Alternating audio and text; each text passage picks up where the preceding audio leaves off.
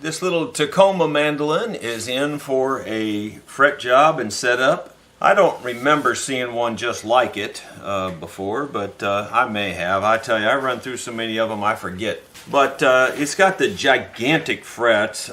These frets are at least large guitar frets. They're not even medium guitar frets. And so we're going to go ahead and just level them out. They're pitted a little bit, but they're not that bad.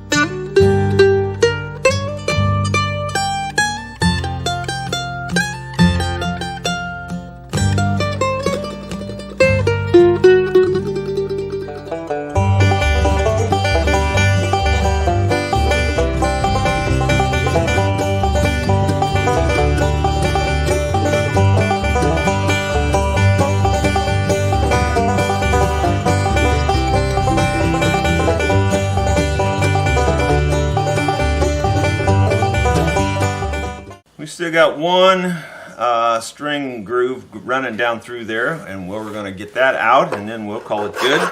There's quite a bit coming off of right in here. There's a pretty big hump right there, as you can tell. So now it's starting to glide. I can feel it gliding through there now. It's not hanging there anymore.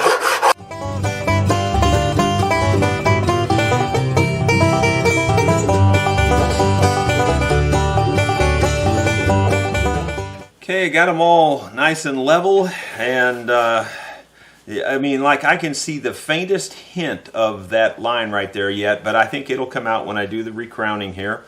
This, this is a radius fingerboard too, by the way, and that's why I kept moving the file around the radius.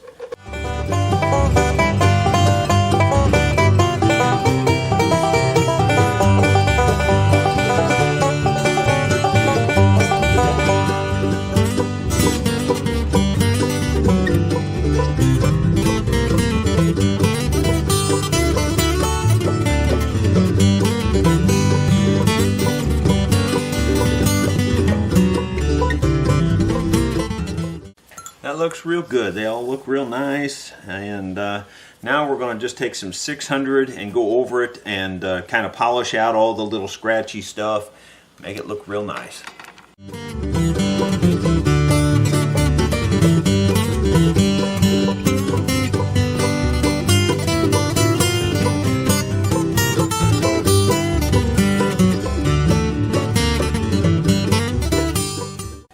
Alright, I haven't cleaned the fretboard up yet, and there's still all kinds of filings in there, but I think you can look at the frets and see that they're very polished, very shiny, in very good shape. There's no scratches left. People say, well, sanding it this way, it's going to be hard to bend a string, it's going to catch in. This is 600 grit. It leaves no, visible scratches. It just leaves a nice polished surface. It's slick as snot on a doorknob. You can take your fingernail. Your fingernail will always feel any kind of a thing. And your fingernail just slides over it just like glass. So there's nothing there to catch on. It saves the customer a lot of money to do it this way versus work on every single fret and polish every single fret. It's much faster, and I think it's a better job because you're keeping everything level. Where if you go on one fret, if you get one fret down lower, well then you've lost all your level. So I like to do it this way. It works for me. I've been doing it that way for 30-some years, and really haven't had any complaints that I can remember. So as far as I know, this is the way to do it. Okay, now I'm going to clean in between every fret. Actually, getting ahead of myself, I'm going to dust all this metal off of here from the filings, get rid of that first. Ordinarily, that just sweeps right off, but for some reason, some of those filings are sticking here today. I don't know if there was something on the fretboard different than normal, but there's a little bit of filing still stuck. And that's not usual. Normally it just sweeps right off.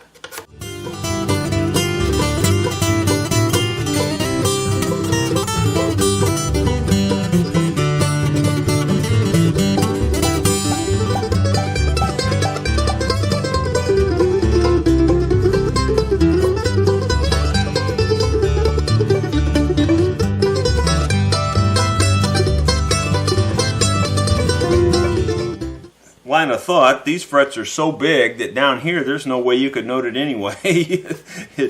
These frets are almost touching, you know, especially when you get down here. And there's another close-up look after I scrape the fretboard. And now we will oil the fretboard.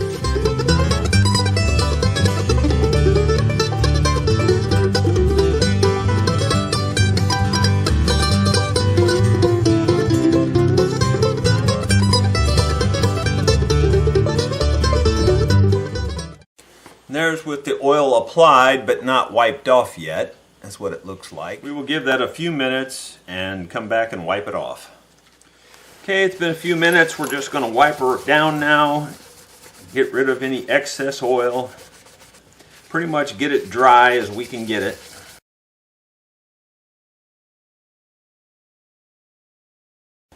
And that's what she looks like all dried off.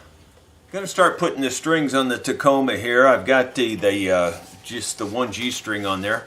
I just thought I'd point out to you, because you probably haven't seen this before, there's only 4 pegs. So as far as I know, that just means we're going to have to double up, obviously, on each string. So I don't know why they did it that way. It's unusual to me. And it doesn't seem like it wants to have strings doubled up like that. I mean, it really doesn't have a lot of room to spare, so I don't know why it was made that way. But it obviously has had 8 strings on it, because it's got 8 slots here and 8 slots here, so we'll just have to make it work. It's not easy to get the second string on there, because it's just not made, in my opinion. If that was the idea, well, then they should have made the pegs a little larger or something, but they're not very big. Well, this will probably get my vote for the least favorite tailpiece ever. It fits on there okay after you get it on there, but getting it on there is not the easiest. Got all the strings on it. Didn't take all that long. Just getting used to that 4-post tailpiece, which it would not be my favorite thing. You can see the action's pretty high here. This is a 18 thousandths pick, as I usually check it with, and it just falls right out. So we're definitely going to lower this down, and we'll make it very snug 18 on this side, so it's probably closer to 16 or something, and then on this side it'll be just about 18 exactly. We got her all set up, the intonation and everything. The action's very good up here. As a matter of fact, it's very low up here. It's lower than my normal 18 thousandths. I would say here it's probably about 12 or 13 thousandths, and this is closer to about 16 thousandths. This is about 18. This is probably about 19. This is a little bit more. So anyway, but it's set up real well. But the problem is that it's not holding my pick down here at the 7th fret. It's just a little bit on the loose side. And right about there, there's a low spot in this fretboard with the tension on here. So that tells me the truss rod's just too loose. So I'm going to loosen the strings on this, and I'm going to tighten up this truss rod and see if we can't flatten out this neck just a little bit. I've got the strings pretty darn loose. It was hard to get in with this tool that I normally use to get in there and tighten it up because of the small peg head here and everything and the angle. I couldn't turn it very good with this. So I went and got a small socket wrench, put it on there, and I only turned it about 1/4 of a turn. But it does seem like that the fretboard's pretty darn flat now. Of course, the tension's off there, so I don't know how much good we've done. We're going to have to tune it back up and see if it straightened it out any. Another poor design, in my opinion, is how they've got these screws on here. The screws are under the strings, so unless the strings are extremely loose, you can't even get to the strings to tighten this down. So before I tune it up, I'm going to have to put this back together and hope for the best, because I can't put these screws back in here after I get the strings tight. It's just not a good design, in my opinion. They could have put those screws where they lined up in between the slots here, would have been just fine, but they didn't do that. And even this screw, they even moved it under this string here, which is kind of silly, because they had all kinds of room here. And I don't know, it's just my opinion, and it's a poor design, in my opinion, on that kind of a thing. Okay, now we'll tune it up and see if it made any difference. Well, it actually did make the difference. You can see it's holding the pick there at the 7th fret now where it wouldn't hold it before. So I'm pretty happy with that. It did straighten it out quite a bit. There's still a teeny amount of underbow, but a little bit is okay. You know, you don't want a lot, and it had quite a bit. Now we're in pretty good shape. We got her all tuned up. Let's see what she sounds like. It's definitely got a different sound than the bluegrass mandolins that we play, but you know, not everybody has to like the same thing. Got a little thinner sound than what we're used to, but it plays real easy. Let's try a little bit of Old Joe Clark.